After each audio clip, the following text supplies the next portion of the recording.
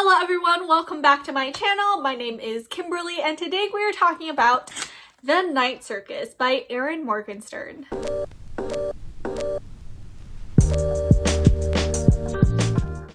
The Night Circus is about a mysterious circus that arrives without any announcement, no marketing, no nothing, and it only opens up at night, fitting its name, Le Cirque des Rêves. We follow a wonderful cast of quirky characters, mainly Celia Brown and Marco, who have trained since childhood to be rivals in a game that no one really knows anything about, not even them. We find magic and wonder as these two characters fall in love in the backdrop of this black and white world. Only, how are they supposed to play this game, and who is going to be the winner? This book came out almost 10 years ago now, and I still hear people asking about it and talking about it. And I think the fact that people are still wondering about this book or are still talking about this book is such a great testament to how good this book is. This book is one of those books where you either love it or you hate it, and I happen to just love it. If you have read reviews or read other videos and you're a little on the fence about reading this book, the way I describe it and the way that really helps other people understand it is there's really not a lot of action. It's really not this action-packed, like there's no fighting scenes or anything like that. That's not what this book is about. To me, this book reminds me of one of those artistically filmed slow indie movies that are just really quiet, but they're really good. I would definitely recommend this to anyone who loves world building, who isn't afraid to really get into the details of a world. It is kind of a slow burn, but it's beautiful at the same time. So if you're into that, I definitely recommend this for you. If you're gonna go into this looking for action and an adventure and fast-paced, everything's happening at once, this isn't the book for you. I thought that this book had beautiful writing, beautiful prose, and that really helps me along on this journey that we go on. This is so worth it. I actually gave this book a 5 out of 5. If you're wondering how I rated it, I have 5 criteria for my books, and they are subject or plot, the form or prose or how it was written, the world building, the themes, and characters. And for each of those, I give them a point, which brings it up to 5 out of 5 stars. Okay, now we're gonna get into the book a little more. So if you don't want to be spoiled, if this is a book that you are still interested in picking up, then please click out of this video. I'm gonna be talking spoilery things now. So bye!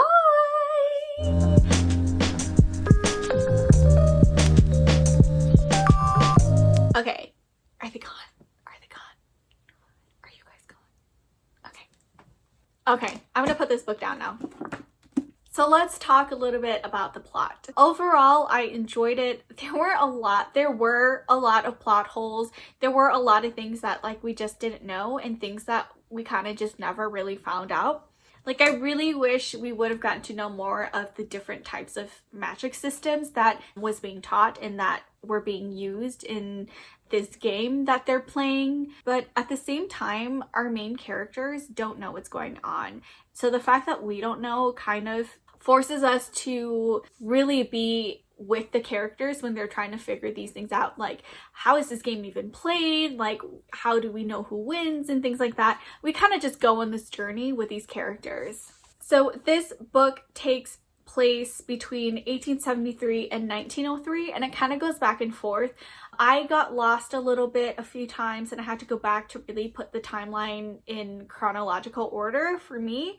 Sometimes there is magic in not knowing, and that is kind of what we see with Celia and her dad and the people that are actually doing magic.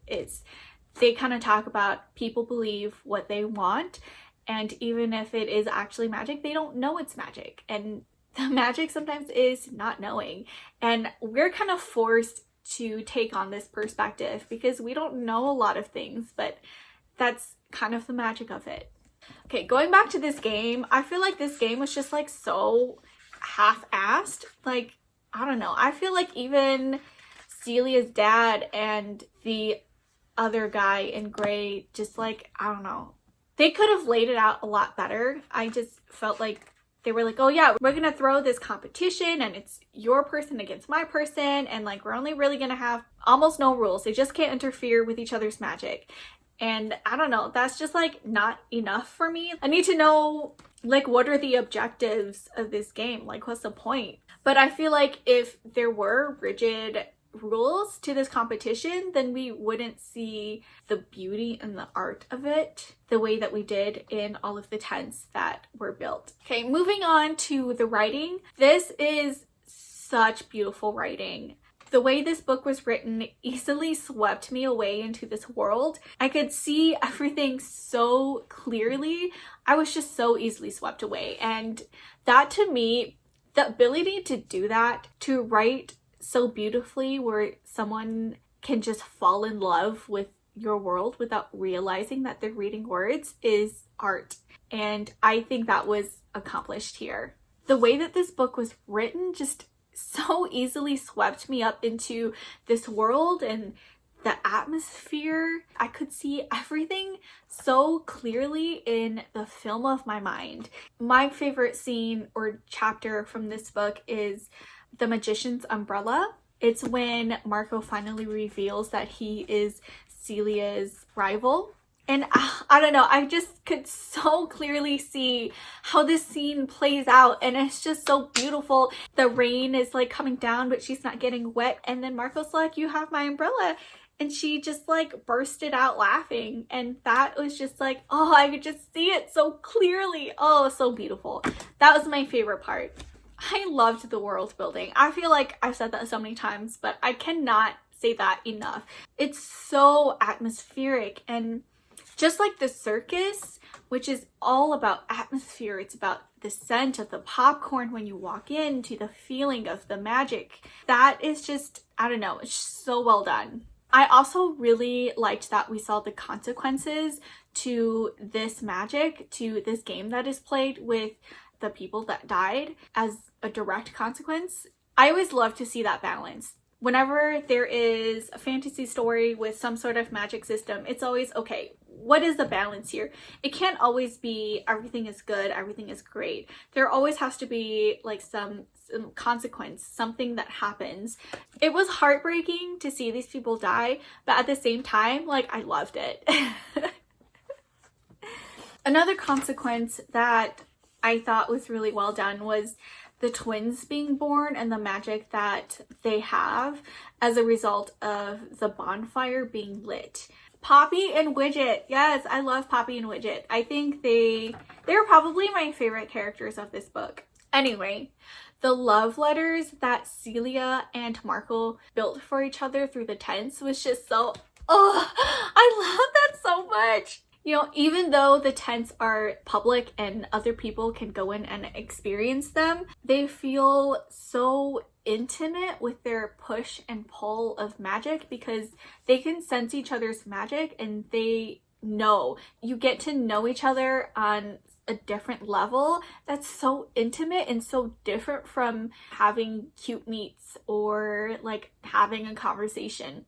This is a different way to fall in love, and I really enjoyed that. I think some people say that the characters were really flat, but I feel like the characters really come into color through their tents, and we really get to know more about them through the tents that they make, through their magic. My favorite tents that I'm so glad we were able to experience them through the twins and Bailey, but my favorite were the labyrinth because it's collaborative between Celia and Marco, and it was like the first time that they really worked together, and it was so cute. I also liked the cloud maze because it's just like platforms and you gotta climb up, and like the only way to get off is to jump off. I would be so scared to jump off. The Pool of Tears also seems like a magical place that I would love to visit, and the wishing tree is right in there as well with the Pool of Tears.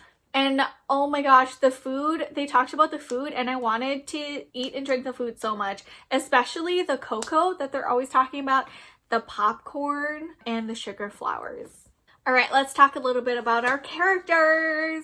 Our main characters' personalities felt a little bit the way this book read. They're both a little quiet, a little slow, but so full of magic. We only got to see a glimpse of their lives and we never truly got to know their personalities.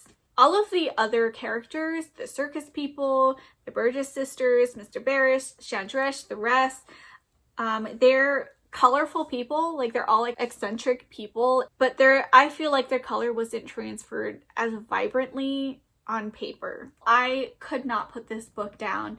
I thoroughly enjoyed the story and I was just completely satisfied with the ending, which I feel like is something that's so rare for me now. I'm usually really upset on how books end. The ending of this is really fitting. Celia and Marco just kind of become a part of the circus. No one really wins the game because there is that technicality. Like, they're alive, but they're not alive at the same time. Overall, I really enjoyed this book. I would definitely read this book again just to be transported back into this world. Erin Morgenstern is probably now one of my favorite authors.